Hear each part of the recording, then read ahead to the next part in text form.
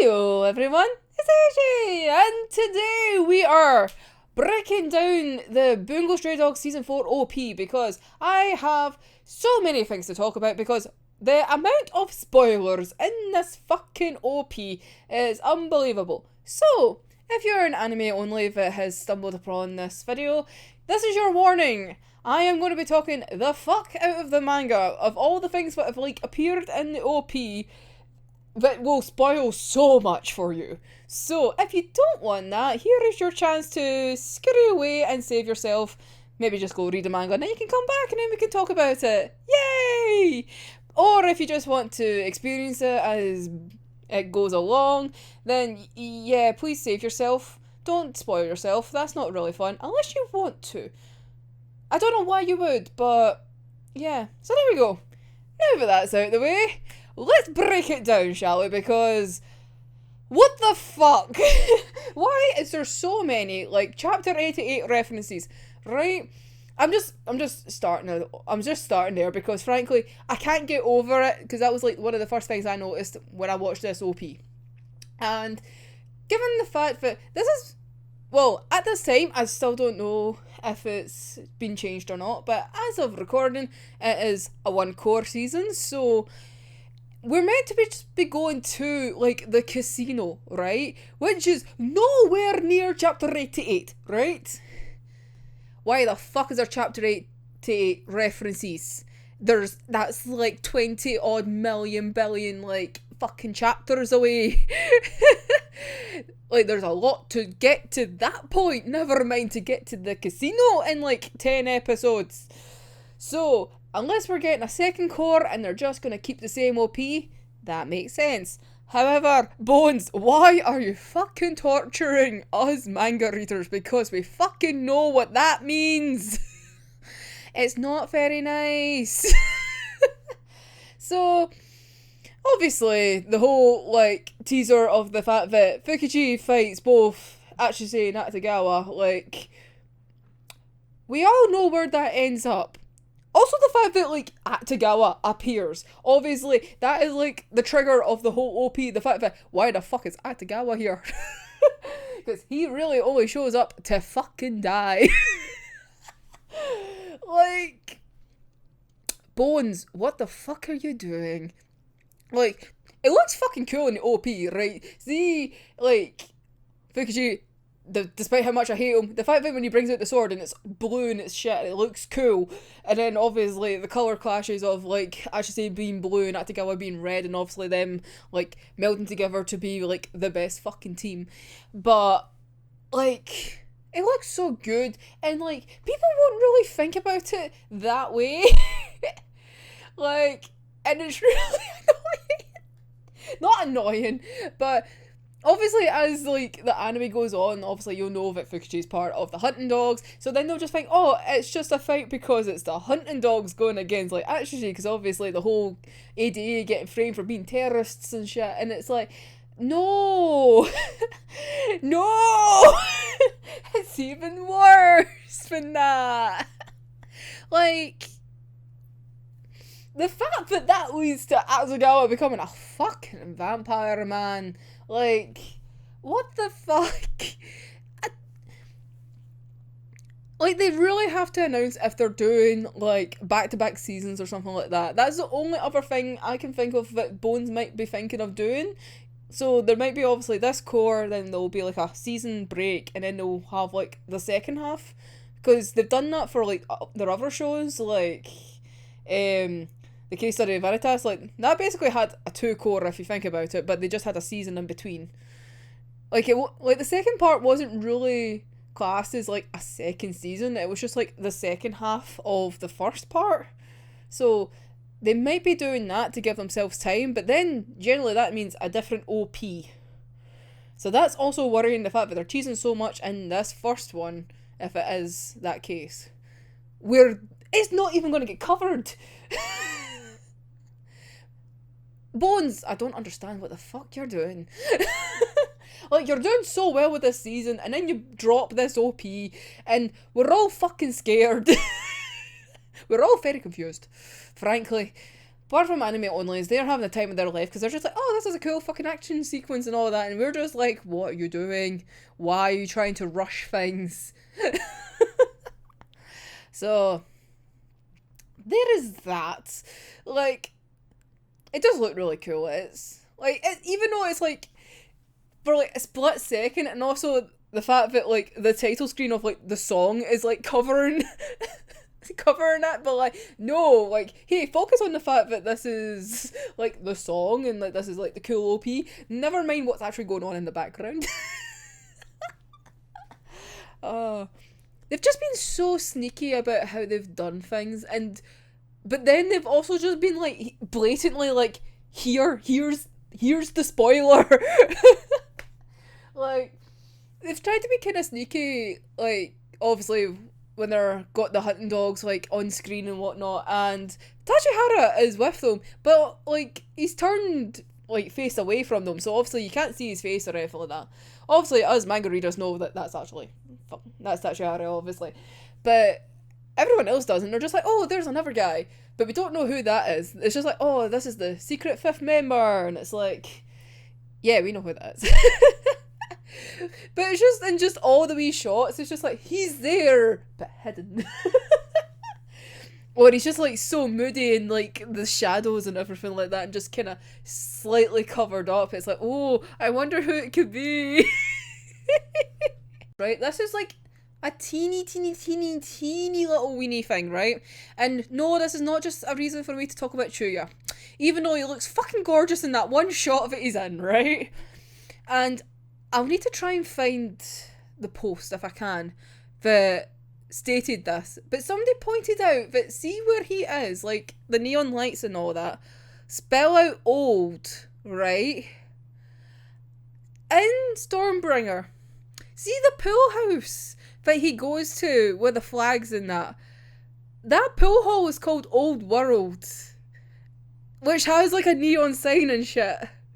So the fact that they've put that in also scares me, because it's like, are they thinking of touching fucking Stormbringer now? Or is that just like a tease? Or what are they doing? Like, I think they're just going full out of, let's just melt the minds of the Bungo manga fandom, because frankly, let's just give them everything just to freak out about. Because in fairness, like, we're doing a good job. Which then means lots of hype, which then means maybe this is their way of maybe securing, like, another season. There we go, it's all tactics. I've just broken it down even further. They're all making us scream and shout about this fucking OP and, like, what they're doing, so that they can get the hype to then get another season. So let's keep doing that, because let's get more seasons. But oh, it hurts so much to think about it. If that's correct, if that is meant to be like the Old World pool hall, and he's just casually standing there like in present day, so like 6 years after the events of Stormbringer. First of all, it's nice that the pool hall is still like up and running, and the fact that he has went there, which then makes it sad. So if you've watched the Stormbringer play, or if you've read Stormbringer, then you obviously know about why that hurts. But we're not really here to dive into that. But that's just like, I'm assuming that might be like a wee Easter egg, like for light novel readers, or just like, hey, let's just add more pain, because we can. Let's just add as much as we can. So I think that's kind of more like a wee subtle kind of nod. Don't know if it's true or not, or if it's just obviously us just being like, holy fuck, this spells out this, which then relates to this, so we're just making like a mountain out of a molehill. Who knows? So, but yeah, I thought that was quite a cool wee thing that somebody pointed out. And then it hurt because it felt right. Because why ever? Like, why? But yeah, so away from like the wee kind of subtle things, let's go into like the elephant in the room, the fucking coffin. Like, excuse fucking you. Like, why? Like, what? Why is Bram here? Bram should be like miles away. Bram should be nowhere near this season, and yet there is an OP both with his face and his fucking coffin. Like, right in between, like, Nikolai and Sigma. Both of who look fucking gorgeous, which is very unfair. But just like right front and centre, it's like, hey, look, there's a fucking coffin. And we all know, like us manga readers, fucking know who's in that fucking coffin and what that means.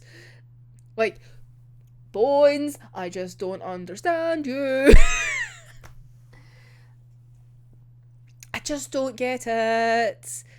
Like, are they planning on bringing them forward? Like, are they going to tease them at the very, very end? But then, like, why would you put them in the OP?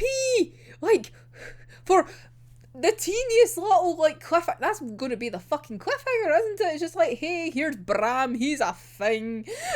They probably just open up the coffin and he's just like, sup. Obviously not with a hand, because obviously he doesn't have any. But obviously just his lovely torso and just like, yeah. It's like, give me an iPod, bitch, I want to listen to music. Like, if it wasn't for the fact that all the faces appeared, like, at the end of the OP, and then, like, Bram's face appears, like, why are you putting the effort to put him in? It's just cruel. Oh, but speaking of all the faces, it's very fucking cool, and I have to admit, also, I already, like, pre-organised all the fucking photos, right? Spending time getting all the fucking faces. There's 34 characters! 34! I have so many fucking files. But yeah, but one thing I noticed, which was very fucking cool, is they're all colour-coded. So they've all got their own colours, like, associated with who they're with. So, like, the ADA's got, like, this kind of tealy, kind of greeny colour, like, kind of bluey colour. Like, the Port Mafia is, like, a purple colour. The Hunting Dogs are, like, this white kind of colour. And then you have the Guild, who are yellow, which I always thought was funny, the fact that obviously Fitzgerald is, like, the head, and it's like, oh yes, he's very yellow. It's like, yes, we must have yellow. Like, you even have, like, Ango and, like, Tanada, like, from the special divisions of Unusual Powers. Like, they have their own kind of, like, browny, orangey kind of tinge. So, it's just, like, interesting how everyone's broken up. And then you have, like, Chuya and Atagawa, like, even though part of the Port Mafia are bright red. And everyone's speculating, meaning like, oh, that means they're going to fucking die. It's like, calm down. I think it's more to relate to their abilities more and the fact that they're more prominent, like, players in a sense. But obviously, they're not really meant to be part of this arc as such. Like, Julia appears for, like, one bit, if we're going technically for up to, like, the casino arc. And then obviously, Atagawa's not meant to show up at all. Not really. So, I don't think the red is meant to mean, like, hey, they're going to fucking die. I think it was just more to do with, like, just before, like, all the faces appeared, like, there's a picture of, well, there's a frame of Fukuzawa and Mori, who are, like, red and blue, like, they're the kind of bluey tealy colours, like, I think it was maybe just to show, it's like, hey, look, it's the kind of pairings, because obviously when you pair them up with their respective, well, other half of the whole Sakuku line, doesn't matter if it's, like, Shin Sakuku or Acho Sakuku, or, oh, fuck, what's the older one called? I can't even remember. But anyway, you know what I mean.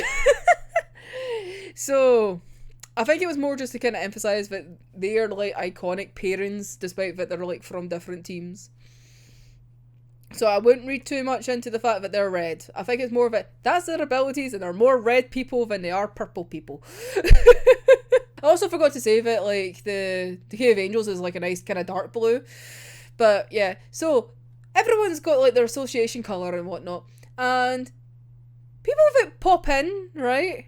So we have Aya, who appears, like, well later on in the story as well. That's another thing. We have Aya up here, like, she's not due to, like, the, like, 90 odd chapters. Like, excuse me? But she has the ADA colouring. As well as Poe. Poe now has the ADA colouring, even though he is he was part of the guild, right? But Lucy is in the guild's colouring, even though Lucy does help out with the ADA, like, in this whole arc and whatnot. Like, later on, she still helps quite a bit by, like, allowing them to, like, use, like, Anne's room and everything like that. So it's interesting the fact that Poe is in the ADA colours, along with Aya, who are technically not really part of the ADA. Yet, Lucy, who still helps quite a bit, is in the guild's colours. And I think that's quite interesting. Because it's not really been properly confirmed that Poe is part of the ADA. He just kind of hangs around. But I think it's really sweet in the fact that he's just kind of, like, officiated in the OP. Like, it's very fucking cute. Also, can we talk about the fact that Nikolai looks fucking sad?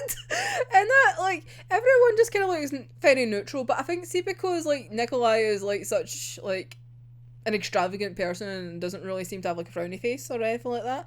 See, seeing him with a neutral face, he just looks extra sad. Like, it's not really cool. It's like, give the man a little smile. It doesn't hurt.